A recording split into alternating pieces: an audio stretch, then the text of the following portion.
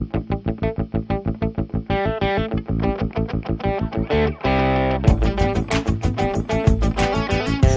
Linguistics.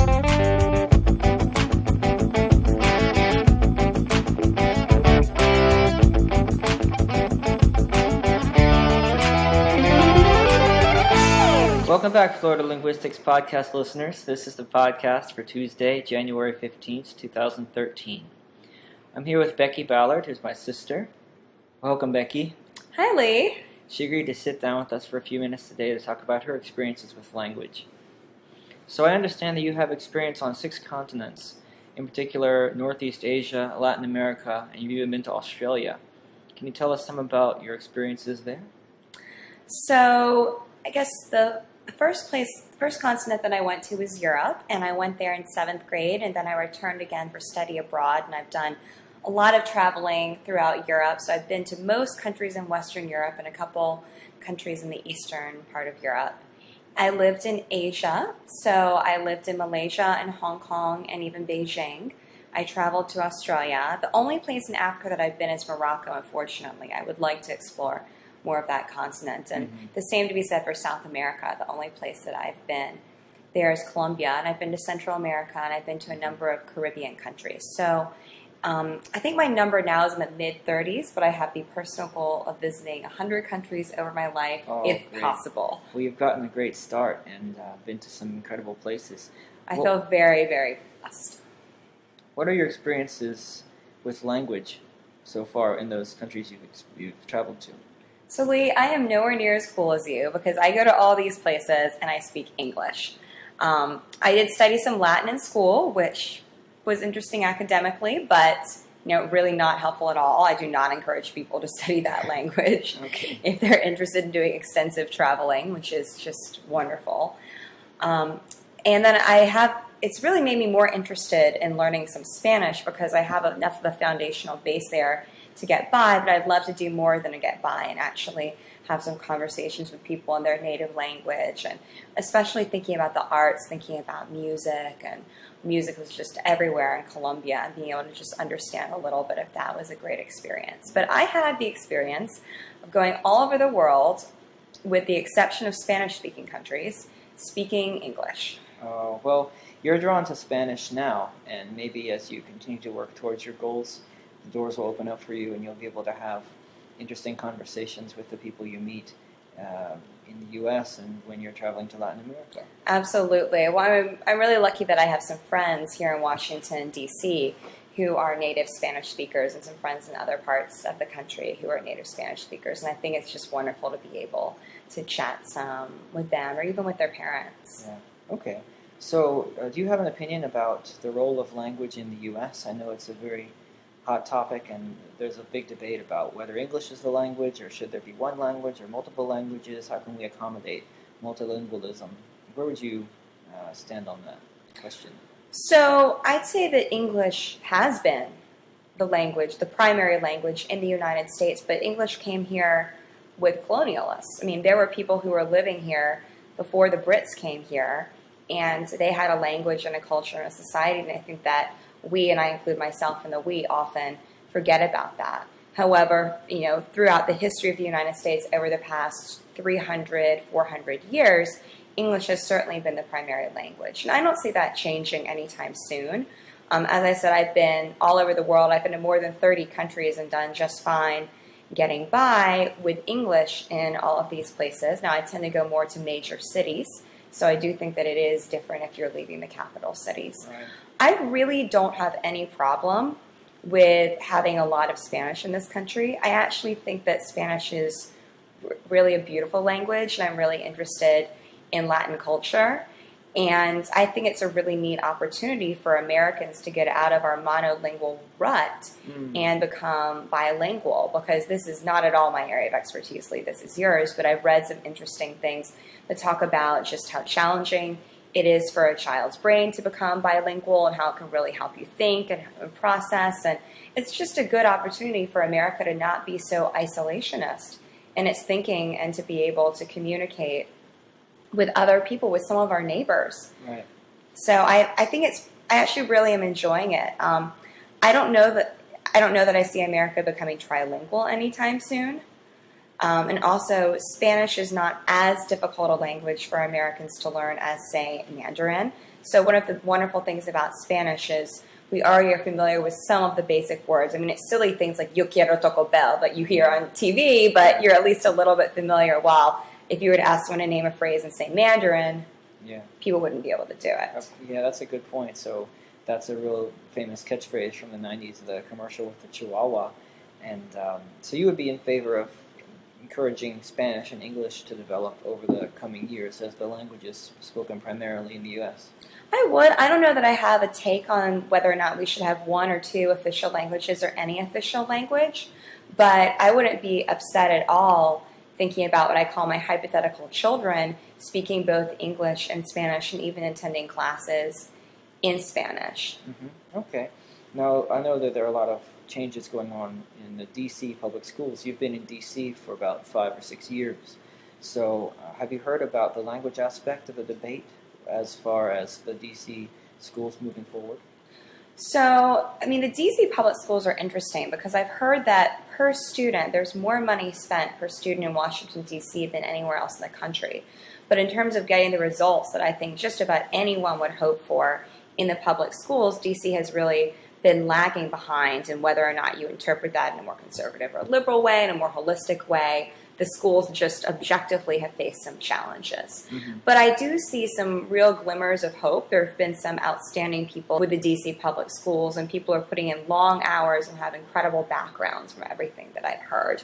I know that language education is a big part, particularly for middle school and high school.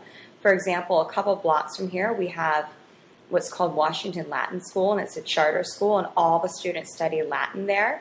And it was interesting and really surprising to me that when I looked at their curriculum, they didn't have the opportunity to study Spanish, which to me would just make a lot of sense, but they have French and Mandarin. And then there's another school, the Oyster Adams Bilingual Schools, in kind of the Woodley Park, Kalorama, Adams Morgan, maybe Adams Morgan, I'm not sure about boundaries, but in that area of D.C., and that's a bilingual school where education from it's elementary and middle, and education is done equally in Spanish and English, which is really cool. And then the third language that they introduce in middle school is Mandarin. Wow. So I've been a little surprised about seeing so much conversation about Mandarin. I would have thought it would be more French and Spanish, and if I had to pick a language outside of the traditional European languages, I would have personally thought it would be Arabic. Right. I remember my friend Tyler, who is on the editorial board of the site with me, wrote a blog entry about Chinese and whether it is the next global lingua franca. And his position is that it isn't. So you might not have all that much to worry about as far as Mandarin starting to eclipse English, especially not in the U.S. But I think we're good for now on English and Spanish. I would agree with you on your perspective. I think those languages are very firmly rooted, if not in the continent of the U.S., then definitely the continent of America, largely to our south in Mexico and other Central American countries, people coming over and having spread Spanish beyond their borders into ours.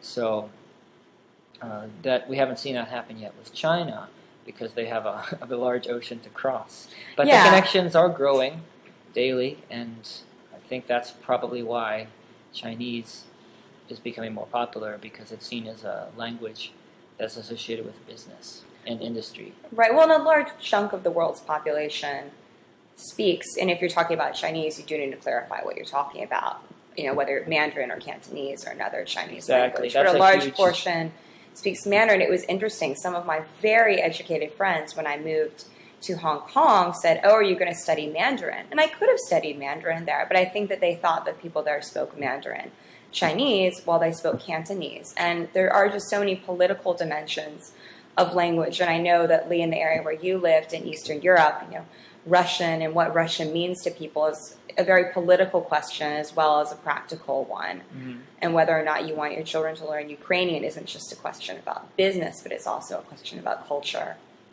and identity. It absolutely is. And Ukraine is facing some tough choices up ahead for this future that it sees for itself. You mean friends that you had in the U.S., so Americans who were asking you, were you going to learn Mandarin, right? Yes, these were Americans. Because there are opportunities to learn Mandarin for the local population as well, but this is something that's new in Hong Kong, as I understand. So the older population had Cantonese and English as their languages, but now people our age and younger, many of them have had Mandarin in school.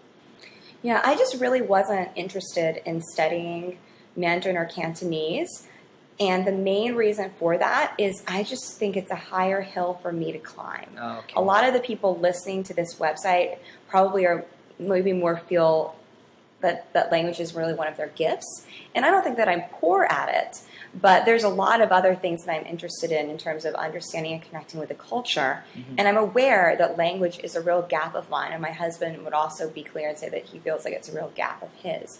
But to me, the barriers to entry for Spanish are nowhere near the barriers to entry for Cantonese and Mandarin. Yeah, I would agree with you there. So if you had to say which languages you've heard are the most beautiful, objectively, which ones stand out in your mind? Oh, that's a great question. I mean, I think Spanish is gorgeous, and I'm sure that some of that is from the fact that I think a lot of Spanish music is just wonderful. For example, when John and I got married, the only other language that you heard in the music at our wedding was Spanish. And the reason why we did that is because there was really some excitement from our group of friends about some of the dances that are associated with Spanish music. So yes, I like the vowels. I think the accent is really pretty, although I must say that I struggle a little bit with Spanish as it's spoken in Spain, which is very funny because when I was younger, I felt like everyone thought, oh, I want to learn Spanish as they learn it in Spain because it's a European country, therefore it has to be the best way of learning Spanish. But I think Mexican Spanish is very beautiful. One of my best friends is Honduran, and his Spanish and his family's Spanish is beautiful. I mean, of course, French is lovely. Of course, Italian is lovely. I'd say I probably love Spanish the most, love the beauty of Spanish the most, but I think Italian is certainly very, very nice. So you're not getting really good information from me for languages that are not as based in Europe, but I can't say that I've been exposed to a lot of languages that are spoken by a small group of people. I found, in terms of what I've heard, languages that are more from the Middle Eastern region or the Asian region, they sound harsher to me. And I can't explain why, but there's something about them that sounds harsher and more grating, and the sounds themselves don't sound as open and as round, and so they don't sound kind of as musical to me. They don't sound as expressive, and there's specifically some sounds that to me just sound almost kind of harsh or distasteful, and I'm sure that a lot of that is because we don't have them in English, or we associate them with other things where they wouldn't have that connotation in the native language. Sure. Probably one reason why it sounds that way to you from the linguistic perspective would be the inventories that are involved. So if you look at which sounds are used and you start building up the number of consonants that a language has, you're going to start out with the ones that are simpler, that are more pleasing to the ear.